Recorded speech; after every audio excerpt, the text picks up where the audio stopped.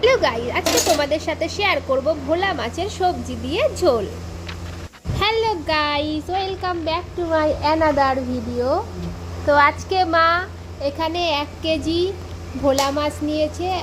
আজকে এই ভোলা মাছটা কি করে রান্না করলো সেটাই তোমাদের সাথে শেয়ার করব। তো এখানে মাছগুলোকে প্রথমে কেটে নিচ্ছি, দেখো। আর মাছের মাথাগুলোকে আমরা এখানে বাদ দিয়ে দিয়েছি, কারণ ভোলা মাছের মাথায় অনেক পাথর থাকে। তো মাছগুলোকে এখানে ভালো করে এবার কেটে নিই আমরা।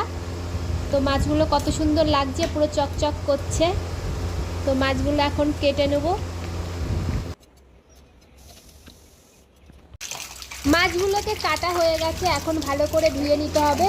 তো মাছগুলো ধুয়ে নিচ্ছি, দেখো কত সুন্দর লাগছে, পুরো চকচক করছে।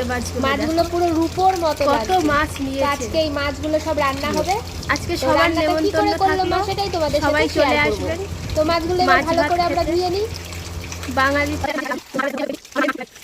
যে পড়তে এসেছে, পড়তে এসে বলছে এখন আমি মাছ ভাত খেয়ে তারপরে বাড়ি যাব। তুই খাবি? মাছে হাত দেয় না, মাছে হাত দেয় না। হ্যাঁ, কে রান্না করবে? তুই খাবি তো?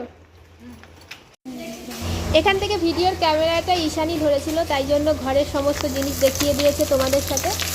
তো এখানে মাছগুলোকে মা ভেজে নিচ্ছে, একটা একটা করে ভেজে নিচ্ছে মাছগুলো, আর পাশে হচ্ছে ভাত। তো কথায় আছে মাছে ভাতে বাঙালি, তো মাছের তরকারি হলে বাঙালির আর কিছু চাই না। তো আজকে মাছগুলো রান্না হচ্ছে, দেখো মাছগুলো ভাজার পরে ছোট ছোট হয়ে গেছে। আর এই মাছগুলো ভাজা খেতে খুব ভালো লাগে, আর খুব টেস্টি ছিল মাছটা, কারণ সেই মাছগুলো ছিল পুরো একদম টাটকা মাছ। তো মাছগুলো এবার একটা একটা করে আমরা ভেজে নেব, তারপরে কি করে রান্না করছি সেটাই তোমাদের সাথে শেয়ার করব। আজকে মাছের তরকারিটা আমরা পটল দিয়ে করব। তো এখানে পটলগুলোকে কেটে আমরা ভেজে নিয়েছি। দেখো এখানে অনেকগুলো পটল দিয়েছি আর অল্প আলু দিয়েছি, কারণ আলু বেশি খেতে নেই। তো আমরা পটল দিয়ে, আলু দিয়ে, মাছ দিয়ে ঝোল করব আজকে। আলুটা একটু কম কম লাগছিল, তাই সেই জন্য আমরা আরেকটু আলু কেটে দিয়ে দিয়েছি।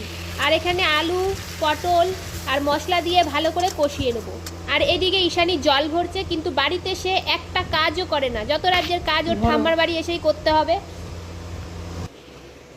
তুমি মায়ের জল ভরো না কেন বেবি? মায়ের জল ভরো না কেন? ভালো লাগে না? ও তাই? ঠাম্মার জল ভরতে ভালো লাগে? বা গুড গার্ল।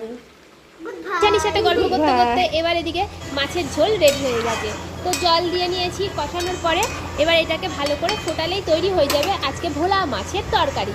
তো তোমরাও কে কে এরকম সবজি দিয়ে মাছের তরকারি খাও, তো অবশ্যই কমেন্টে জানাও। আর ভিডিওটা ভালো লাগলে অবশ্যই লাইক, কমেন্ট, শেয়ার করে দাও। কষানোর পরে জল দেওয়ার পরে একটু ঢেকে দিয়েছিলাম, 15-20 মিনিট ফুটলেই তৈরি হয়ে যাবে মাছের ঝোল।